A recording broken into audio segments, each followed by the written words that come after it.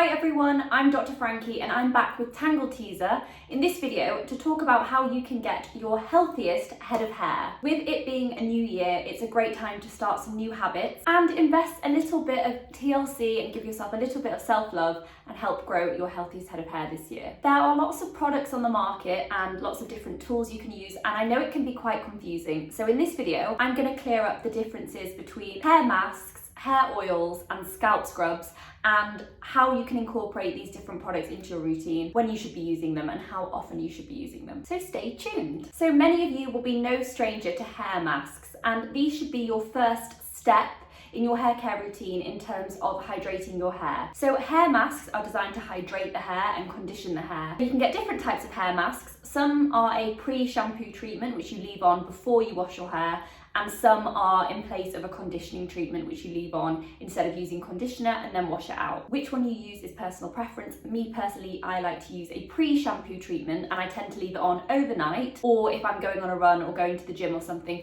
just so it has plenty of time to absorb into my hair and hydrate my hair strands, rather than just leaving it on for a few minutes in the shower. So I find those better for me, but you can have a trial of a few different ones and find what suits you. So hair masks are designed to add hydration to the hair, and you want to look for a water-based hair mask rather than an oily one. There are lots of things that can dry out our hair: overwashing, using the wrong shampoo and conditioner, weather conditions, particularly if it's cold, and most commonly heat from styling tools. So adding some hydration back in is essential to keeping a healthy hair shaft, which is the body of the hair. A more hydrated hair shaft is going to be shinier, healthier, look thicker, and less prone to snapping and breaking. So before applying any hair mask, I like to detangle my hair when it's damp using the Tangle Teezer wet detangler, and this is the one for the fine and fragile hair. Now I use this because when your hair is wet, it's more fragile and it's more prone to breaking, so it's really important that you don't tug your hair when it's wet and that you start detangling from the bottom and work your way up. Something like this, which has very gentle soft flex teeth, so that isn't going to pull or nag, and that you do it without brushing. So using that before the hair mask is going to make sure that the mask itself is evenly distributed through the hair. So next we move on to hair oils. Now what's important to clear up here is that oils themselves are not hydrating chemicals. Oils are actually hydrophobic, meaning they repel water. So lots of people put loads of oil on their hair thinking that it's hydrating.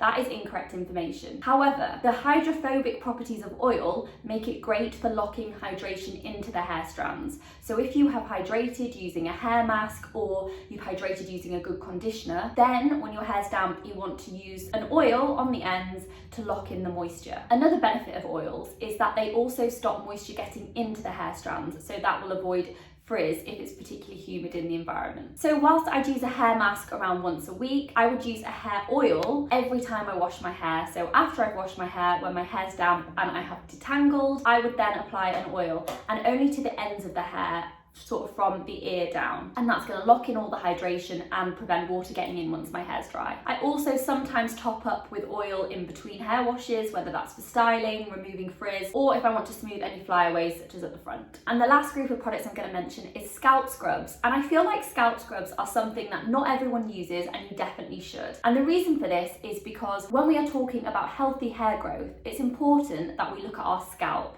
and our scalp health, because the hair follicles where new hair grows from are on the skin on your scalp. Now the skin on your scalp is actually an extension of the skin on your face. So just like you would exfoliate your face to remove any dead skin cells, you should actually be doing that on your scalp as well. Scalp scrubs are great for this because they will remove any product debris, they'll remove any product buildup from the roots, remove any environmental pollution and debris, and also the process of exfoliating your scalp and using a scrub also stimulates blood flow to the scalp and to the hair follicles, which is going to promote hair growth. Now when applying a scalp scrub, which I wouldn't recommend doing more than once a week, I do it about once or twice a month, I also use the Tangle Teezer scalp exfoliator and massager. And this is a little tool that has dual teeth, so at different heights, and I use this basically to massage my scalp like this whilst I'm in the shower and whilst I've got my scalp scrub on, but you can also use it on its own. And this is going to help remove product buildup and promote blood flow to the scalp, which is going to help promote hair growth. Using that little tool also helps distribute the product on the scalp. Now, a really common misconception, and one that many people fall victim to, is that when you get a flaky, itchy scalp or suffer with dandruff, many people think that this means their scalp is dry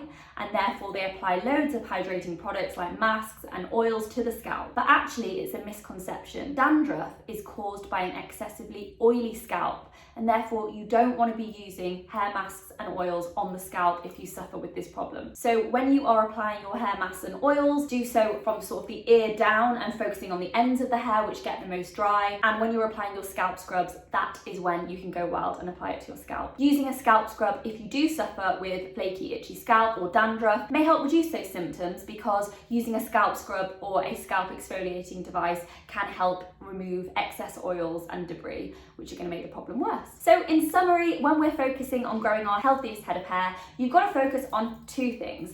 The first is your scalp health, and your scalp contains skin just like an extension of the skin on your face. It has a unique microbiome bacteria, so therefore eating a balanced diet is going to help support the optimal functioning of your hair follicles in your scalp. You want to avoid any excessively hydrating products on the scalp itself, particularly keeping oils limited to your ear down, and start incorporating scalp exfoliation and massage into your hair care routine to look after your scalp health. The next is that you want to look after the existing hair you've got. So that is looking after your ends. You can do this by using good quality hair care products, using hair masks around once a week, using hair oils every time you wash, using good quality detangling products such as the Tangle Teezer Wet Detangler. Get regular trims to cut off the split ends and prevent further breakage, and avoid excessive heat styling, which we know is a big cause of hair damage. I hope you found this video really useful. If you have any questions, feel free to pop them in the comment box below. My name is Dr Frankie, and I hope to see you again in another video with Tangle Teezer. Bye now.